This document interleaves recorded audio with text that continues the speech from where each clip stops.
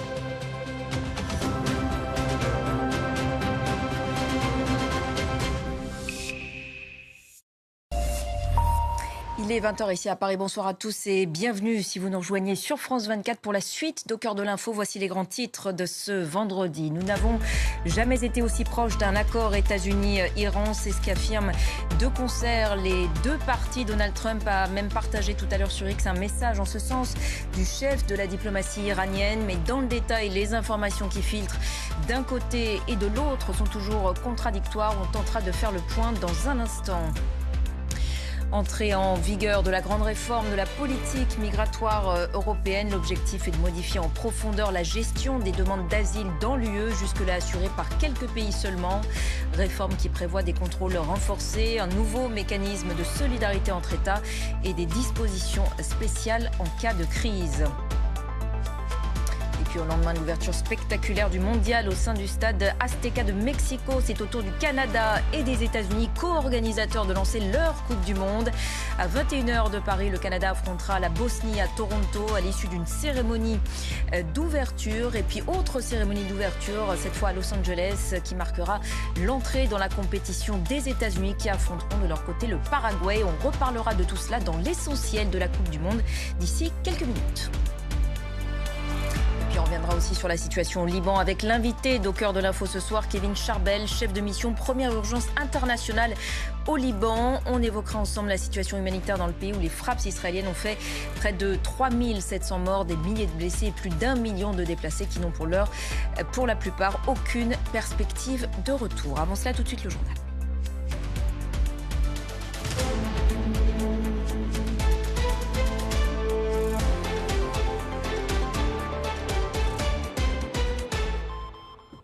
Un accord États-Unis-Iran n'a jamais été aussi proche de l'aveu même des autorités iraniennes qui confirment donc les déclarations de Donald Trump affirmant depuis plusieurs heures qu'un protocole d'accord aurait été trouvé. Mais les informations distillées par les deux parties à ce stade se contredisent, Washington semblant acter l'inclusion dans ce protocole d'accord de la question du nucléaire iranien, ce que dément pour l'heure Téhéran. Anna Pereira. Un texte de paix serait-il sur le point d'être conclu? C'est en tout cas ce qu'avance le Premier ministre du Pakistan, médiateur dans les négociations entre Américains et Iraniens. C'est aussi ce qu'annonce Téhéran par la voix de son ministre des Affaires étrangères. La conclusion du protocole d'accord d'Islamabad n'a jamais été aussi proche. Tous les détails seront communiqués au public en temps voulu. Pourtant, plus tôt dans la journée, Donald Trump avait de nouveau douché tout espoir d'un accord de paix. Sur son réseau True Social, il appelle l'Iran à se ressaisir, et vite. Les termes d'accord que l'Iran a fait fuiter aux médias menteurs n'ont rien à voir avec les termes dont nous sommes convenus par écrit. Ce qu'ils ont dit, y compris leur déclaration faible et pathétique sur l'accord qui serait conclu, est sans rapport avec la réalité. Il estime que les intérêts de Washington sortiraient lésés du dernier texte proposé. Le volet nucléaire, au cœur des attentes américaines, ne serait que brièvement abordé. Si Téhéran s'engage à ne pas se doter de l'arme atomique, il camperait sur son droit à l'enrichissement nucléaire. Les Iraniens demanderaient également des réparations financières pour dommages de guerre. Mais Donald Trump change régulièrement et de façon très abrupte de ton sur le sujet. Au cours des 2 derniers mois, il a annoncé pas moins d'une 40aine de fois que la finalisation des négociations était imminente. Également à la une, l'entrée en vigueur ce vendredi de la grande réforme de la politique migratoire européenne, fruit de 9 ans de travaux. L'objectif est de modifier en profondeur la gestion des demandes d'asile dans l'UE, jusque-là assurée par quelques pays seulement. Réforme qui prévoit notamment des contrôles renforcés, un nouveau mécanisme de solidarité entre États et des dispositions en cas de crise. Axel Simon. Elle est annoncée comme la grande réforme de la politique migratoire européenne. Mais pour les responsables politiques des 27, chargés de la mettre en œuvre, le combat ne fait que commencer. Le gouvernement grec prévoit ainsi de créer des centres d'accueil dans des pays tiers pour les demandeurs d'asile déboutés. Et l'opposition a déjà manifesté son désaccord. Puisque nous sommes incapables d'effectuer les renvois, nous deviendrons dans le cadre du pacte sur la migration une prison financée. Nous deviendrons les gardiens de prison de l'Europe, subventionnés par l'Europe. L'ambition du pacte européen est de réformer la gestion des arrivées de migrants aux frontières extérieures de l'Union européenne. Il prévoit 4 mesures principales. D'abord, une nouvelle procédure d'identification des demandeurs d'asile arrivant aux frontières. Leurs informations biométriques seront conservées dans une nouvelle base de données. À l'issue d'un délai de 7 jours, les migrants seront soit orientés vers une procédure d'asile, soit renvoyés dans leur pays d'origine ou de transit. Deuxièmement, la mise en place d'un nouveau mécanisme de solidarité entre les États membres de l'Union européenne. Pour soulager les pays situés le long des routes migratoires, comme la Grèce ou l'Italie, les 27 se sont engagés à relocaliser un minimum de 30 000 demandeurs d'asile sur leur sol par an. Ou à défaut, à verser une contribution financière de 20 000 € par personne. Troisièmement, un régime dérogatoire et un mécanisme de solidarité exceptionnel pourront être mis en place en cas d'afflux massif de migrants, comme lors de la crise des réfugiés de 2015-2016. Enfin, la création en dehors de l'Union européenne de centres pour les personnes déboutées d'asile. Ces hubs de retour, plébiscités par plusieurs pays européens, sont rejetés par certains responsables et de nombreuses ONG, inquiets du non-respect des droits humains dans ces structures. Dans l'actualité en France, plus d'une semaine après la découverte du corps sans vie de la jeune Liana, 11 ans, dans un silo à grains du Gers, l'onde de choc et l'indignation ne retombent pas, car ce fait divers sordide est sans doute le drame de trop. Le principal suspect, Jérôme Barella, ayant déjà été visé par plusieurs plaintes pour viol sur mineurs, et ce depuis 2017, signalé aussi aux autorités françaises, selon le journal Le Monde, par un réseau anti-pédocriminalité américain. Les funérailles de l'adolescente ont eu lieu tout à l'heure dans la commune de Fleurance, dans la plus stricte intimité. Paul-Luc Monnier. Voici l'homme au cœur de nouvelles accusations. Joël Barella, 71 ans, le père de Jérôme, suspecté lui aussi de violences sexuelles. Une adolescente, Maëva, dès 2019, l'accusait d'agression sexuelle. Mais la plainte est classée. De nouvelles vérifications viennent d'être ordonnées. De son côté, Priscilla, l'accusée en 2013 de viol et agression sexuelle. Un non-lieu est prononcé. Pour sa mère, la parole des enfants n'a pas été entendue. Les filles ont ressenti un abandon de la justice, parce que personne n'a voulu les écouter.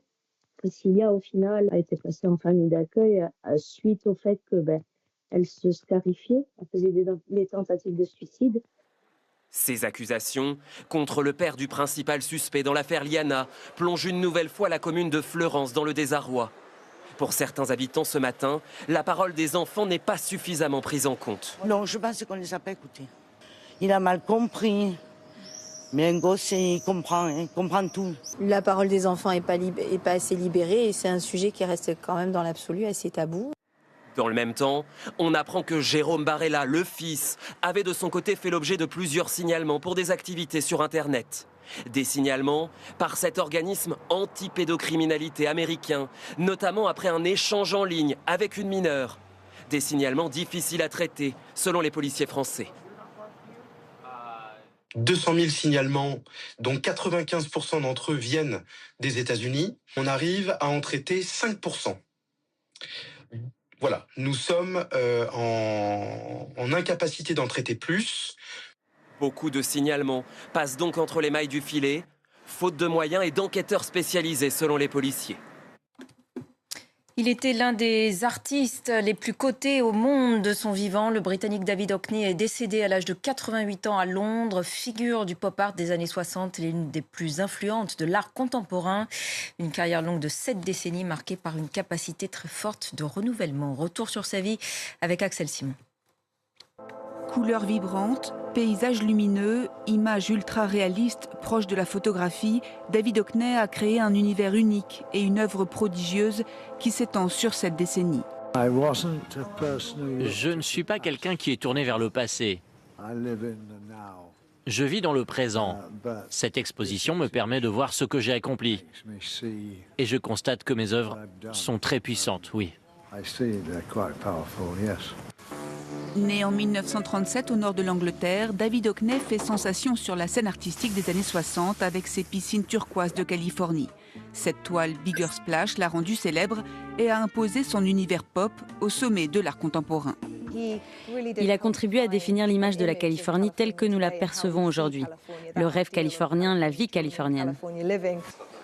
David Hockney était l'un des artistes contemporains les plus cotés. En 2018, cette toile de 1972 s'est vendue à plus de 90 millions de dollars, devenant à l'époque l'œuvre d'un artiste vivant la plus chère vendue aux enchères. Il a toujours conçu son œuvre comme une œuvre de célébration, comme une œuvre positive, comme une œuvre qui ne redoutait pas de séduire délibérément ses spectateurs. Figure du pop art, le Britannique s'est illustré par sa capacité à se renouveler, maîtrisant d'abord les techniques académiques avant de s'emparer des nouvelles technologies avec ses œuvres à l'iPad. La nature est progressivement devenue le thème central de son travail. Le printemps était une source d'enthousiasme pour moi. Surtout après avoir vécu 25 ans en Californie, où le printemps est quasi inexistant et où le climat est tropical. De nombreuses rétrospectives en France et dans le monde ont célébré l'œuvre unique de cet artiste qui a travaillé sans relâche jusqu'à ses 88 ans, qui nous transmet par ses toiles son amour de la vie. Une entrée en bourse historique ce vendredi, celle de SpaceX, propriété de l'excentrique milliardaire Elon Musk. Il a assuré à cette occasion que l'entreprise aérospatiale allait permettre d'emmener l'humanité sur la Lune, sur Mars et à terme encore plus loin. Objectif pour SpaceX, lever 75 milliards de dollars. Ce serait le triple du record mondial détenu jusque-là par le pétrolier saoudi Aramco. Et voilà donc pour les grands titres de ce vendredi. Tout de suite, votre rendez-vous avec la Coupe du Monde de foot 2026.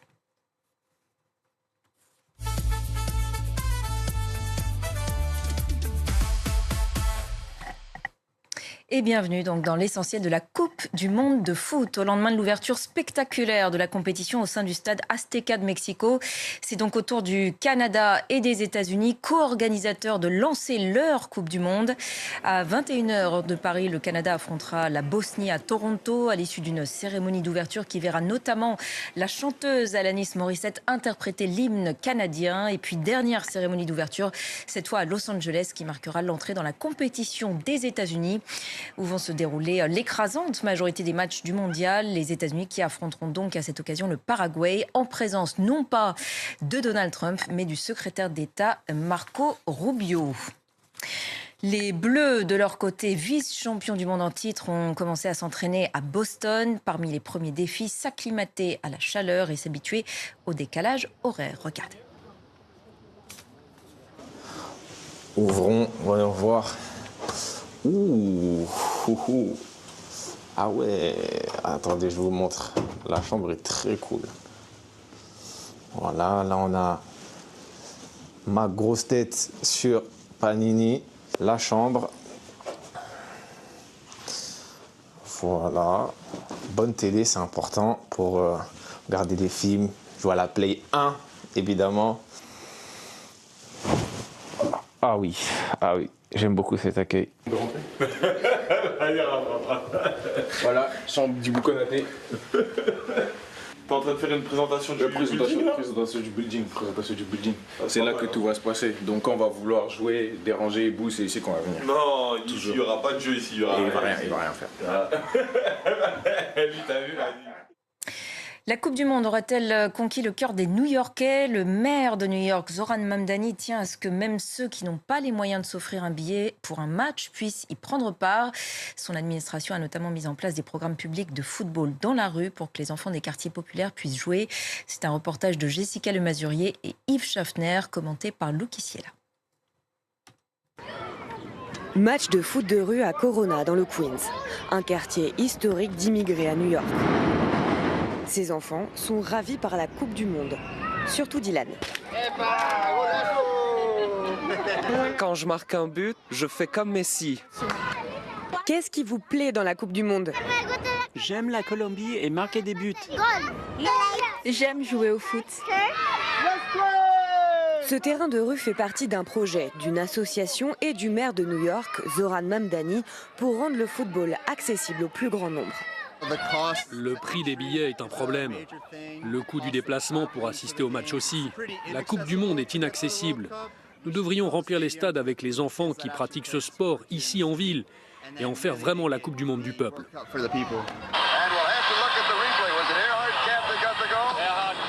Ce magasin spécialisé appartient à un descendant d'immigrés qui a joué pour l'équipe nationale.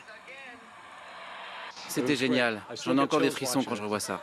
C'était aux Jeux Olympiques de 1984, l'année où la FIFA a réalisé que le football pouvait attirer les foules aux États-Unis. Il criait USA, USA, USA. C'était le moment le plus fort de ma vie. Erhard Kapp a ouvert cette boutique juste avant que les États-Unis n'accueillent la Coupe du Monde de 1994. Sa passion pour ce sport est maintenant partagée par les membres de la communauté locale. J'aime regarder leurs jambes et leurs fesses. Les enfants verront le match, l'effervescence, et auront des modèles vers lesquels se tourner en disant « Hey, je veux être comme Christian Pulisic ou comme Weston McKennie ». Il y a quelques années, ce n'était pas possible. Les supporters doivent eux aussi avoir la possibilité de voir le match. Et je pense qu'à l'heure actuelle, le supporter lambda est un peu exclu en raison du prix des billets. Mais la FIFA n'assume pas la responsabilité du prix. S'il vous plaît, monsieur, les supporters veulent savoir pourquoi les billets sont si chers et beaucoup d'entre eux vous considèrent comme responsable. Il y a des billets pour tout le monde. Ces enfants n'iront peut-être pas au stade, mais leur amour du ballon rond se nourrit ici, dans les rues de New York.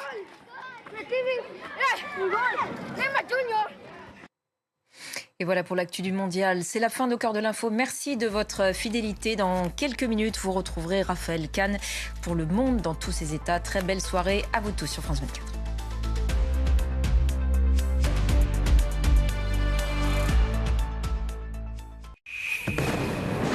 Il y a eu des frappes sur plusieurs